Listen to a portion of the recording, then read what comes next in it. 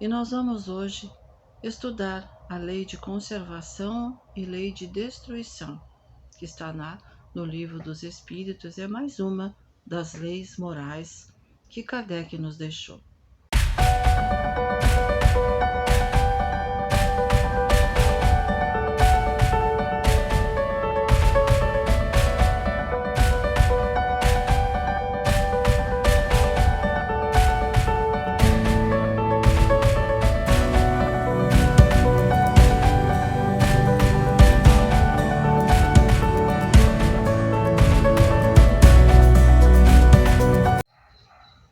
Sejam todos bem-vindos a mais uma exposição da Associação Espírita Teresa d'Ávila. Gratidão a todos pela presença. E nós vamos falar sobre que tudo se transforma. Para começar o nosso estudo, vamos ler um trecho do livro Momento Espírita, volume 7, onde temos que em Eclesiastes, um dos livros bíblicos, há um texto atribuído ao rei Salomão que diz que tudo tem seu tempo determinado e que há tempo para todo propósito sob o céu. Há tempo de nascer e tempo de morrer, tempo de plantar e tempo de arrancar o que se plantou, tempo de derrubar e tempo de edificar, tempo de chorar e tempo de rir ou de dançar, tempo de abraçar e tempo de afastar-se, tempo de buscar e tempo de perder, tempo de guardar e tempo de lançar fora, tempo de rasgar e tempo de costurar, tempo de calar e tempo de falar. Esta é uma sábia avaliação do ritmo e das leis que regem a vida. Nascemos quando precisamos de mais uma experiência na Terra e devemos deixar o corpo no momento exato em que já cumprimos a nossa missão. Nem antes e nem depois, mas no momento exato. No momento em que Deus nos convida a voltar para a nossa casa celeste. A hora certa para falar é quando nos dispomos a consolar o que chora, a emprestar um ombro amigo, a dar um bom conselho. Há também um momento de silenciar, quando basta segurar a mão de alguém e transmitir solidariedade. Há um momento de calar para não ofender, para não magoar e maltratar. Há um momento de plantar e um momento de colher. E o texto continua. Mas até aqui já podemos perceber que sempre é tempo de transformar. Transformar é alterar, é mudar, é modificar, é converter. E nada se cria, nada se perde. Tudo se transforma, como disse o cientista francês Lavoisier. Em 1777, Lavoisier provou que a matéria que restava após ser queimada permanecia com a mesma quantidade de massa ou peso que tinha antes de queimar, originando então o princípio de conservação das massas e concluindo que nada se cria, nada se perde, tudo se transforma. Ele está dizendo que a massa que existia antes de ser queimada permaneceu, continuou a existir, mas de uma outra forma. Para transformar, muitas vezes também se pensa que é preciso destruir. Mas será que realmente nós conseguimos destruir alguma coisa neste universo? Juvanir Borges de Souza, na obra Tempos de Transição, diz que a lei de destruição seria melhor conceituada como lei de transformação e que o enunciado de Lavoisier foi uma antevisão científica no campo físico, no campo da matéria, daquilo que mais tarde seria confirmado a Kardec pelos espíritos da codificação. Tomada como transformação, a norma se aplica também ao espírito eterno, indestrutível, mas em contínua mutação, obedecendo à evolução e ao progresso, mesmo que seja sob os processos mais variados e complexos. O espírito, como nós sabemos, é imortal, não pode ser destruído, mas se transforma. Se transforma através do aprendizado, se transforma através da elevação de pensamentos, se transforma através da elevação dos sentimentos. E com isso se purifica a cada etapa da vida. A lei de destruição, conforme foi denominada por Kardec, pode ser então classificada de duas formas. Ela é benéfica e necessária, ou ela pode ser também abusiva.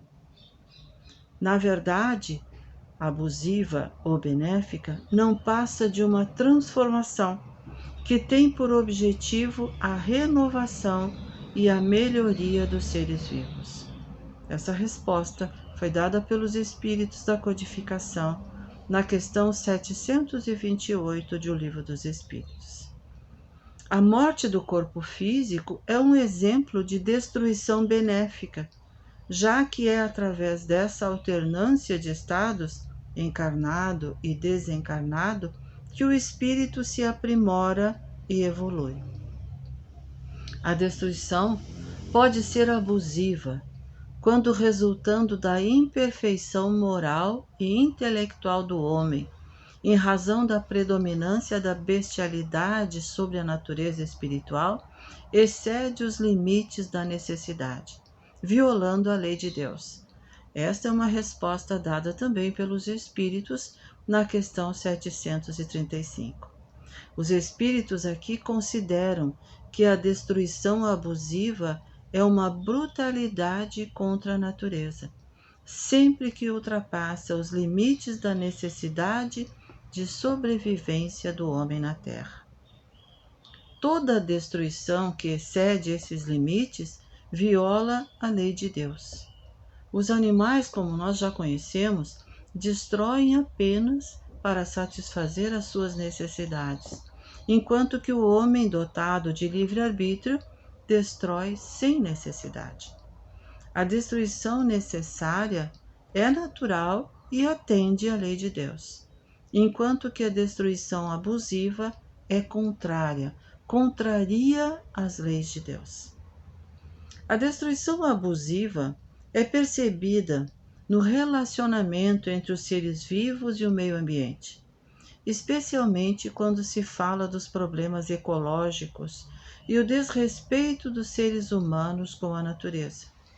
Os homens dizimam florestas, desalojam animais, exterminam espécies animais, poluindo as águas com todo tipo de dejetos e resíduos industriais, lançados nos lagos, rios e oceanos, além também das máquinas que poluem a atmosfera, colocando em risco a vida de seus semelhantes.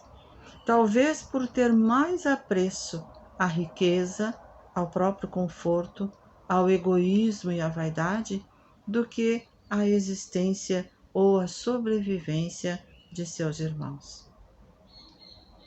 Nas questões 737 e 738, Kardec pergunta sobre os flagelos destruidores, que seriam os desastres naturais, que são muitos e de várias formas, como as enfermidades, como esta que nós vivemos há pouco tempo da pandemia, como os furacões, os terremotos, os vulcões, as tempestades, as enchentes, as secas severas que geralmente vêm logo após a enchente, e os espíritos ensinam que eles existem para que a humanidade possa progredir mais depressa, já que em cada nova existência sobem um degrau na escala evolutiva. A nossa encarnação, as nossas reencarnações sucessivas, elas acontecem exatamente para que nós possamos evoluir. E a cada existência nós evoluímos, nem que seja bem pouquinho. 1 milímetro, um passinho mínimo que a gente dá. A cada existência nós estamos evoluindo, progredindo. E é por isso então que esses flagelos, esses desastres naturais, eles nos ensinam que a humanidade possa progredir mais depressa, já que a cada existência sobe um degrau na escala evolutiva. Esses acontecimentos também podem ser alertas divinos à humanidade para acelerar realmente o nosso progresso, para a reflexão sobre a forma como estamos aproveitando as oportunidades oferecidas ao nosso crescimento. Deus está sempre nos oferecendo novas oportunidades e estes desastres também podem ser uma oportunidade.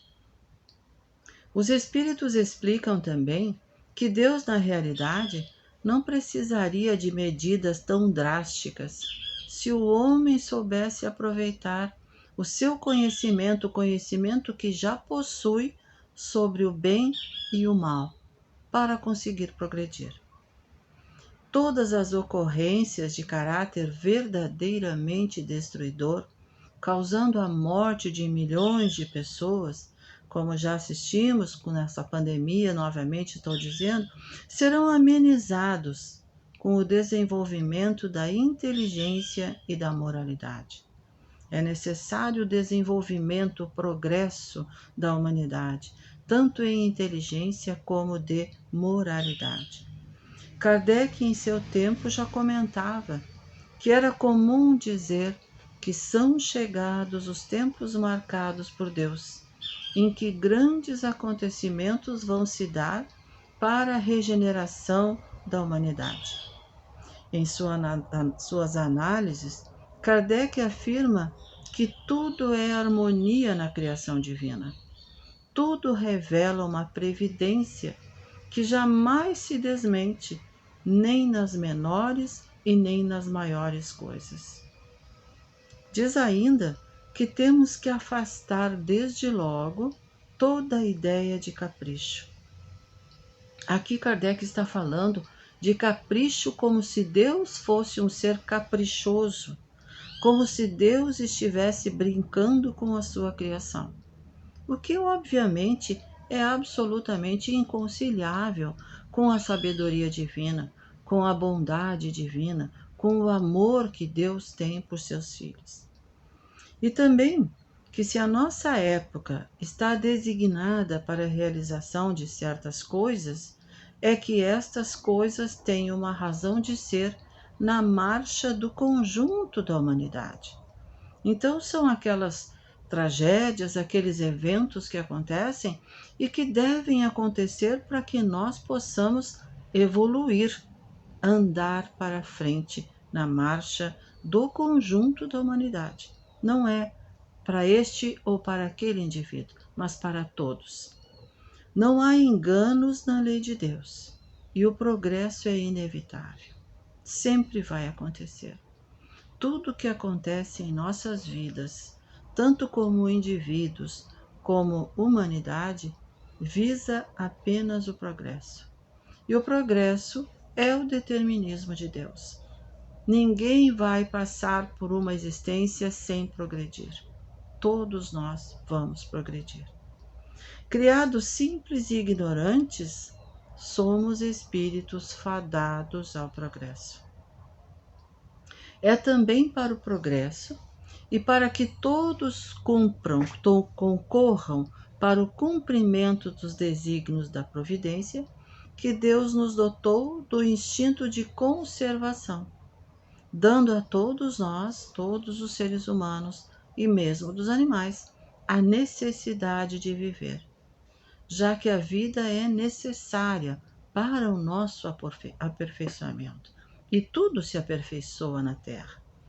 Enquanto estamos encarnados, experimentamos um desafio a cada dia de nossa existência, que pode ser algo muito simples, como acordar pela manhã e buscar o sustento da família.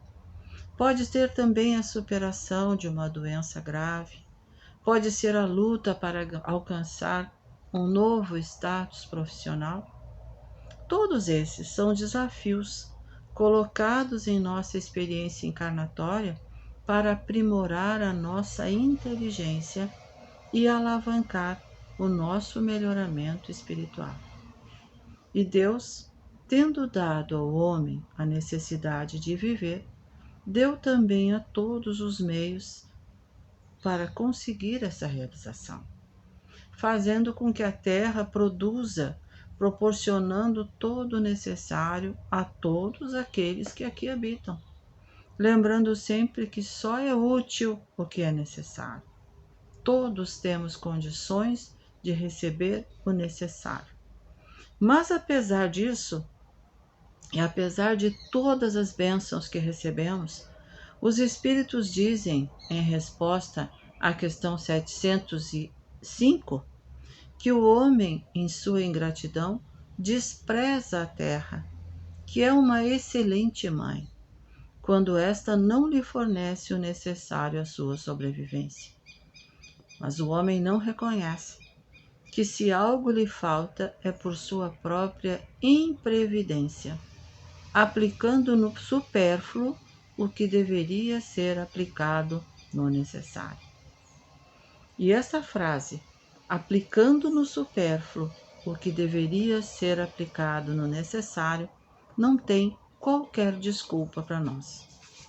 Porque não é pouco o que vemos de desperdício de tempo, de dinheiro, de recursos naturais, de saúde, de paz, de harmonia familiar, na busca de prazeres imediatos, totalmente dispensáveis para a sobrevivência, crescimento intelectual ou aprimoramento moral. Isto sem falar na destruição da natureza, sem reconhecer que é esta que lhe dá o pão de cada dia. E antes nós já falamos sobre isso. O homem destrói a natureza, o homem mata os animais, o homem desaloja os animais, o homem polui rios e lagos e oceanos, o homem polui a atmosfera, dificultando a vida das pessoas e também a dos animais e a própria natureza. E os espíritos codificadores completam que é do solo que provém todos os recursos necessários à vida humana.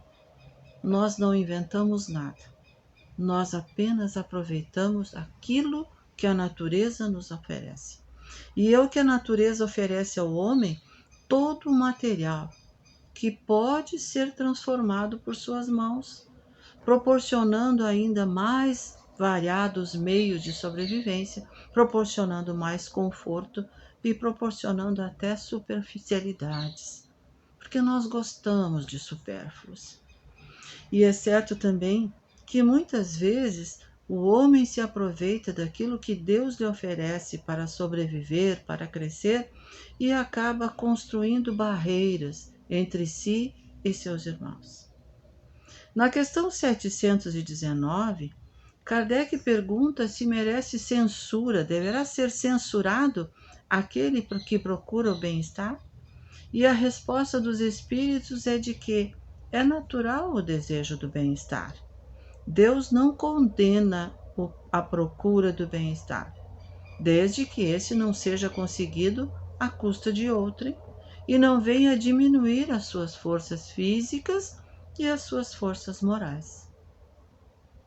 Quando os espíritos são questionados sobre as privações voluntárias relativas à alimentação, aquelas que existiram tanto antes, a hoje talvez nem tanto, mas ainda existem, o jejum que deve ser feito neste ou naquele dia, por este ou aquele motivo, por alguma crença, esses jejuns que não são aqueles que existem para conservar a nossa saúde, eles perguntam se essas privações podem nos trazer sofrimento.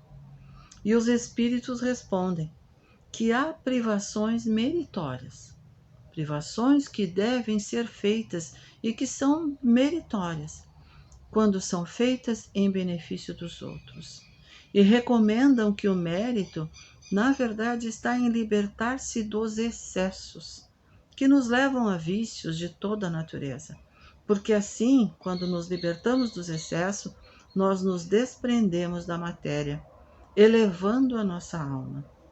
Eles dizem ainda que é meritória a privação do que nos é necessário para socorrer aqueles que não possuem o suficiente para a sua sobrevivência. Nos privarmos daquilo que é necessário, não daquilo que nos sobra, não daquilo que vamos colocar no lixo ou que vamos deixar de lado, mas daquilo que é necessário. Significa repartir aquilo que nós temos com aqueles que não têm nem condições de sobreviver. E eles relembram, na questão 727, que o instinto de conservação foi dado a todos os seres para vencer os perigos e os sofrimentos. E a recomendação que eles dão é: fustigai o vosso espírito e não o vosso corpo. Fustigar o espírito e não o corpo quer dizer não maltrate o corpo com privações, com jejum, com flagelos, mas sim fustigai o vosso espírito. E de que forma fazer isso? Mortificai o vosso orgulho, sufocai o vosso egoísmo, que se assemelha a uma serpente, a vos roer o coração, e fareis muito mais pelo vosso adiantamento do que infligindo-vos rigores que já não são deste século. Então, as privações de alimento, privações de movimentação, que essas sim são coisas que não vão nos trazer nenhum benefício e nem crescimento. O sofrimento que nos devemos impor é o sofrimento da alma para a elevação moral.